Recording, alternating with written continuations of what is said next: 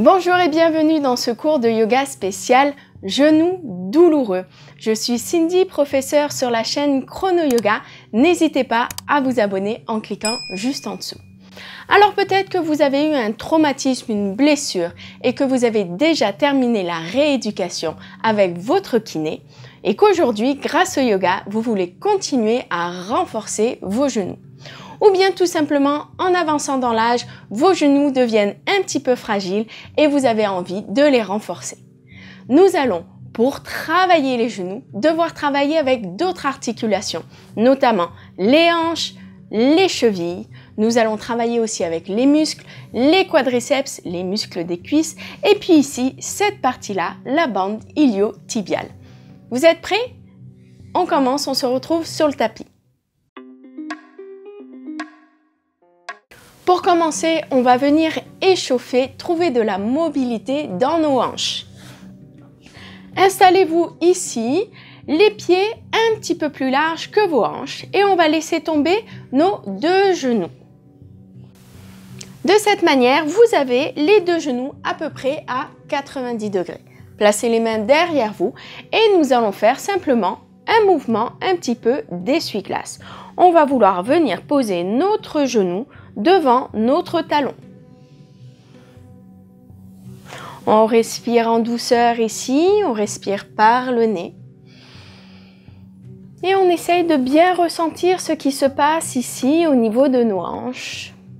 Voir si on trouve de la mobilité. Est-ce que par exemple le genou droit arrive à toucher le sol, mais quand je fais avec le genou gauche, je suis un petit peu coincée. Ça peut arriver d'avoir un côté un petit peu plus souple, un petit peu plus mobile que l'autre.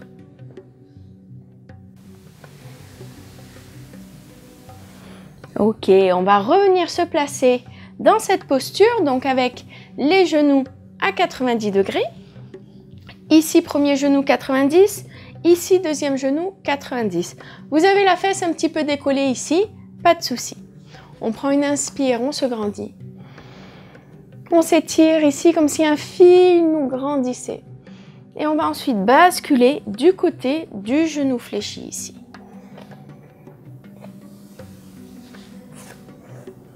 Si on peut aller jusqu'au sol, si on peut venir faire un petit bisou à son genou, tant mieux.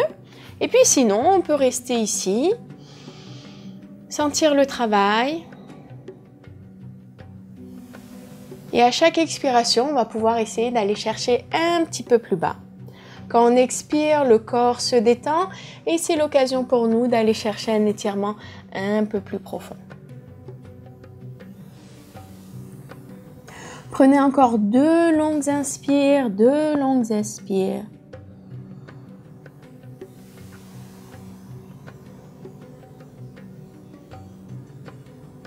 À votre rythme. Laissez bien le corps se détendre à l'expire.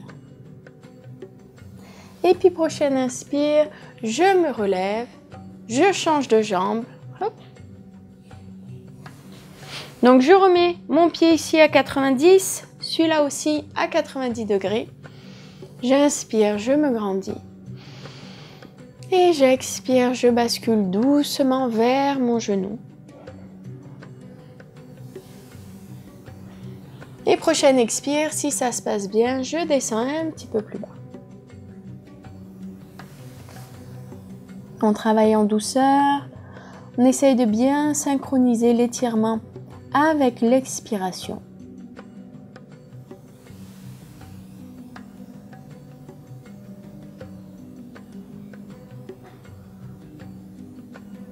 Et prochaine inspiration, je reviens au centre ici. On va continuer ici l'échauffement au niveau des hanches avec la posture où l'on berce le bébé. Alors celle-ci, il faut venir placer son pied ici dans son coude. Alors ça peut être soit dans l'avant-bras, soit dans le coude. Et ensuite, on fait le tour, on vient chercher son genou et sa cuisse. Si vous avez le bras un petit peu par ici, pas de problème. On peut continuer à bercer le bébé en tenant son pied.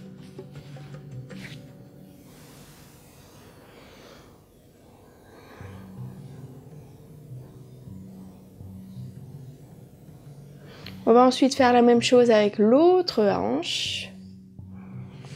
Donc je viens chercher mon pied ici, je fais le tour de mon genou. Si je peux venir le placer dans mon coude. Et ici, je berce le bébé.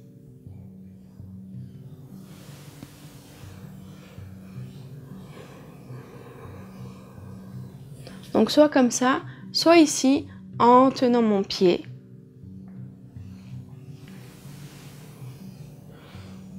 Ok, dernier travail d'échauffement sur nos hanches. On met les pieds ensemble. Posture du papillon ou du diamant. Plus vous allez avoir les pieds loin de vous, plus cela va être simple. Vous allez pouvoir avoir les genoux bas. Plus vous avez les talons près du corps, plus ça devient difficile. Alors peut-être qu'à la maison, vous avez les genoux très hauts. Alors ça, c'est un signe. Ça veut dire qu'il vaut mieux éloigner les pieds. Et ici, je m'étire vers l'avant. Si jamais vous arrivez à vous positionner ici avec les genoux suffisamment bas, vous pouvez vous étirer en plaçant les mains sous les pieds. Ici, on sent l'étirement à l'intérieur des cuisses. On travaille aussi l'étirement au niveau de la hanche.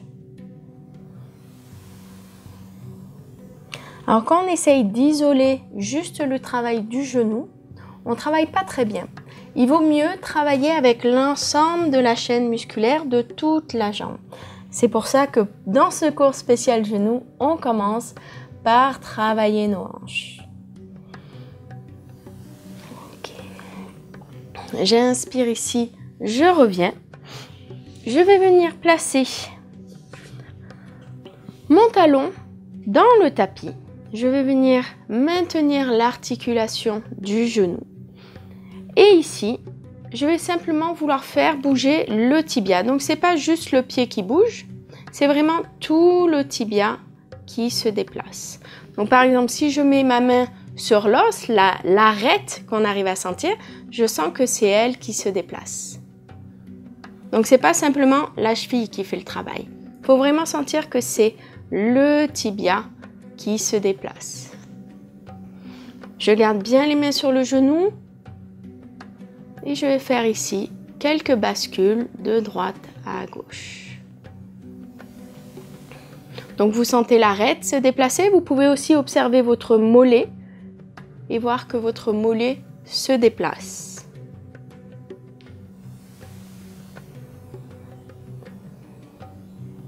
On change de côté.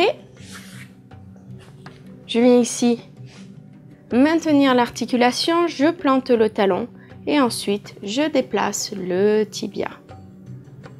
Donc soit je regarde ici avec l'arête du tibia, l'os, je vais le sentir. Soit j'observe ici mon mollet et je vois que le mollet bouge.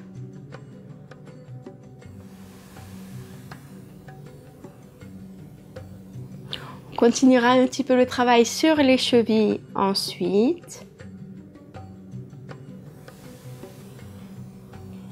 Et enfin, je vais venir travailler à nouveau la bande ilio-tibia ici.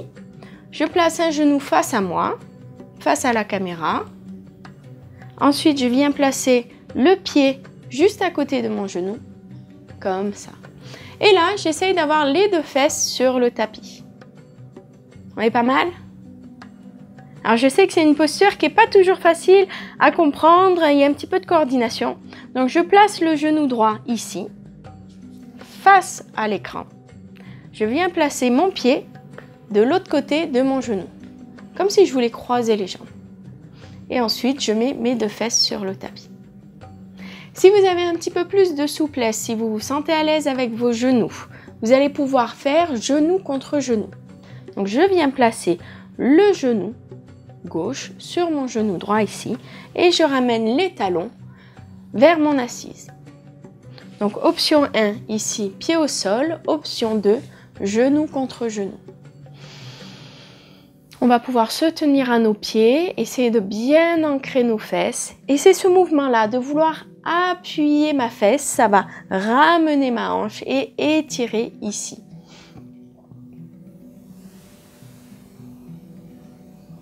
Je prends quelques respirations. Je me détends dans l'étirement.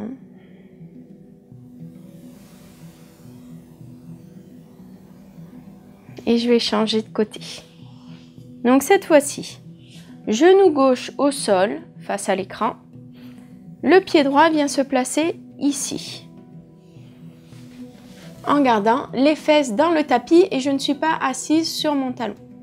Option 2, genou contre genou.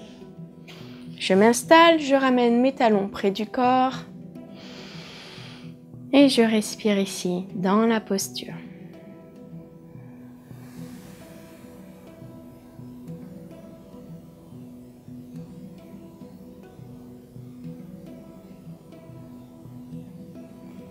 Alors cet étirement ici du fascia lata, de la bande iliotibiale, c'est ce qui peut causer le symptôme de l'essuie-glace. C'est un syndrome assez connu des coureurs qui cause des douleurs au genou.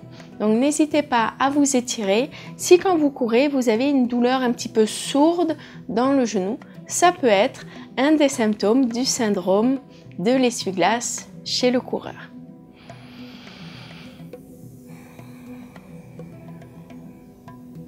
Et on va terminer sur l'étirement du genou au sol. Je viens m'allonger sur le tapis. Je place les bras en croix. J'allonge jambe droite. Et ensuite, je vais venir étirer le genou du côté droit. Je garde bien mes deux épaules sur le tapis.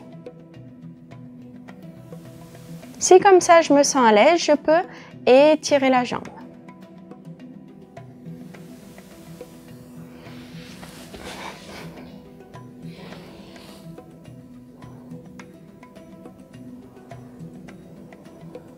Je respire en douceur, c'est une posture sur le dos, je peux fermer les yeux.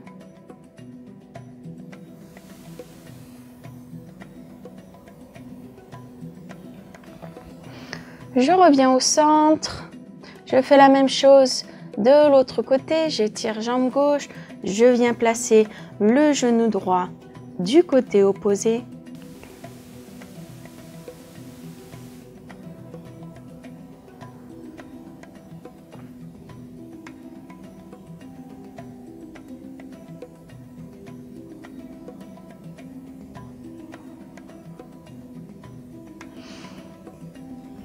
Je reviens au centre, je vais rouler doucement sur le côté pour revenir dans une posture assise. Je vais terminer par quelques cercles avec mes chevilles.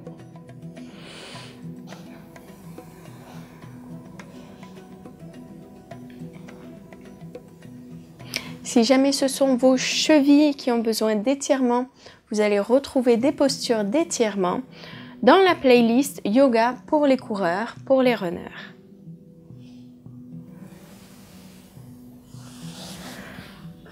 Je reviens dans la posture de Sukhasana, le tailleur. Je vais prendre quelques respirations pour clôturer cette routine. J'inspire profondément et j'expire longuement.